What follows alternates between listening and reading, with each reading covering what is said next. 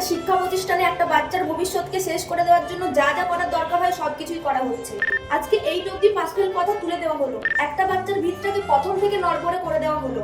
সে ABCD জানলো না, সে word জানলো না, সে টেন্স জানলো না, তাকে ক্লাস 10-এ গিয়ে বলা হচ্ছে সে প্যারাগ্রাফ কেন লিখতে পারে না। এটা কি কখনো হতে পারে?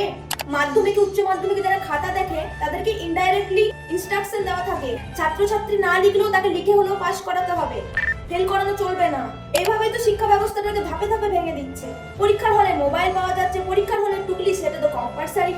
আর যদি আপনি টিচার হিসেবে প্রতিবাদ করেন তাহলে আপনি মানসিক চাপ তৈরি করছেন, আপনি প্রতিবাদ করতে পারবেন না। সেই বাচ্চাটা যাকে জোর জবরদস্তি করে দেওয়া হয় টিচারদের উপরে যাতে সে পাস করে যায়, সে টুকে পাস করুক, চাই তাকে বলে দিয়ে পাস করানো হোক, কিন্তু তাকে যে কোনো ভাবে পাস করাতেই হবে। আর যে বাচ্চাদের পরিকাঠামোটাই ঠিক নেই, আগামী দিনের ভবিষ্যতে গিয়ে তো তারাই ডাক্তার হবে। আর যখন সে ডাক্তার হবে তখন সে রোগী মারবে না, ইঞ্জিনিয়ার হলে ছাদ ভেঙে পড়বে না। এগুলো সরকার কবে বুঝবে?